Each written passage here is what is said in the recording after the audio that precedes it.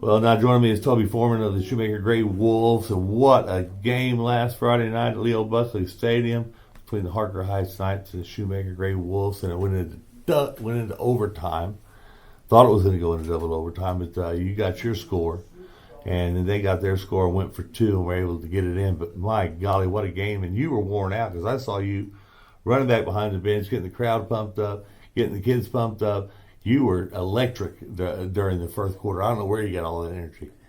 Well, I stay with energy, but I will tell you, it was a heck of a game. It was a really, really good game if you were a fan. I really don't think that probably me and Coach Edwards enjoyed that game as much because there was so much that was happening, both on offense, defense, and special teams. So you had to be kind of locked in all three phases, which, I mean, it was an unbelievable atmosphere, and you know, that's what Clean ISD versus Clean ISD games should be all about is, hey, let's bring the town out and let's see what everybody's got. The place was packed, that's for sure. And you talked about kids getting hurt during the game, but you had kids come in and take their place and do a decent job for you. You got to love that. Yeah, we had some guys out there that I probably wasn't expecting to get a whole lot of burn, and they played majority of the game. Our injuries happened. We were already kind of banged up, but our injuries happened a lot in the first quarter.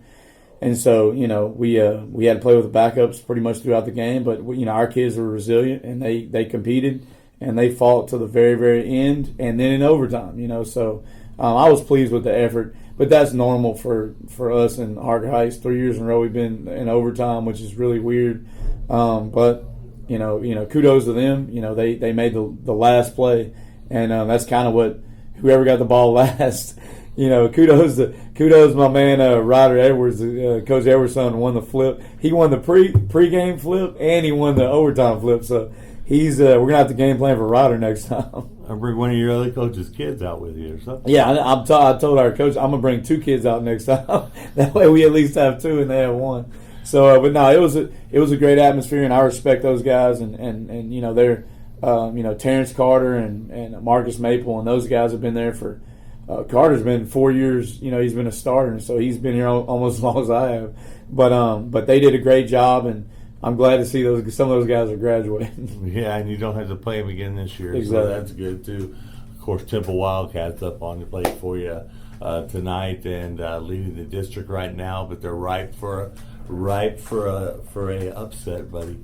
And if anybody can do it, these Gray Wolves are one of the guys that can. Well, I'll tell you, it's a tough place to go, and it's a great atmosphere over there in Temple, but it's a tough place to go play, you know. And so we only got about 2 or 3 kids on our roster that have ever played in that stadium before. And, you know, but we played almost all our games on the road this year, so that shouldn't be any different. It's not that far down the road. But, no, Coach Stewart and those guys do a great job. And, you know, you got guys like Samari Howard. He's a district co-MVP last year with Monterey, and he's a 3-year starter. Harrison Pilot, he plays a bunch of different positions.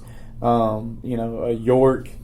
I mean, they have Eric Shorter. They've got guys that have been playing there for 3 or 4 years, and you know they've got a lot of experience. Anytime you have a team with a lot of experience and a lot of talent like that and some tradition, it's always tough to knock them off. And you know, last year we played them for the district championship, and they beat us by a field goal. And so, you know, what we've got to do is we've got to go out there, and we can't have a letdown coming off of that overtime loss to Harker Heights. We've got to come out there with the same intensity to start the game as we did to end it with Heights. And if we do that, we'll give ourselves a chance. So the hot tubs were pretty busy on Saturday morning? Cold and hot tubs. Yeah. That's right. Cold and hot. Yeah, you know, like I said, it's just that time of the year. I imagine Temple's probably got people hurt too.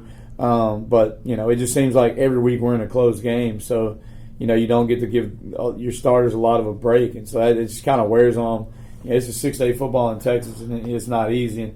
And depth is something that we knew would be a problem going into the season. We've pulled up a good amount of JV kids, and so, you know, we're going to go with who's there, and we're going to compete, and we expect to go into every game with an opportunity in the fourth quarter to win the game, and we don't think this one we expect the same in this game. Oh, yeah, and the talent you have over here at Shoemaker, that's for sure.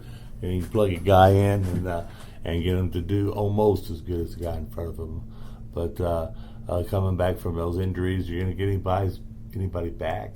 Yeah, we'll get some guys back. We will get some guys back. there's just a lot right now. Anytime you're double-digit people out of a game, that's not normal. This is definitely the most people I've had injured at one time since I've been a head football coach, really maybe any time I've been a coach. But, like I said, we've got to overcome that. I mean, our backups did a good job the other day, and we always tell our kids you're one play away, and in some cases they were 2 plays away and they still got in. But, bottom line is we're going to send 11 out there each time, and they're going to send 11 out there, and we've got to be able to compete, and that's just the bottom line, whoever that 11 is. They're resilient. Your team is resilient just to keep coming back like they did. I think, they showed that the other night because every time somebody got hurt or every time we had an issue, the next person went in, and like I said, we gave ourselves an opportunity to win in the fourth quarter and then in overtime. And even though we came up short, I mean, just, that's what that kudos to our coaches and kudos to our kids, because that's a result of a good off season and a good structured program now for the last 5 years. And our kids expect to win games, even games that probably, if you're looking from the outside, that you're like, man, they probably shouldn't win that game, And so Harker Heights is a really, really good team, and Temple's a really, really good team. And but I feel like we got a good team too, And so we're going to go compete, and we're going to go, let the chips fall where they may. And that's what it was last week, and hopefully that's what it will be this week. Got 2 words for you: beat Temple. What do you got to say? Well, we're going to give it our best, and that's what we do every week. And so Temple's a tough opponent, ain't no doubt about that. I've not beaten them since I've been here. But we've been close. Last time we played in this stadium, which was, I believe, 3 years ago, we had an 11-point lead late in the game, and some special teams, kind of like the other day. Special teams was a big deal, and they were able to win that game.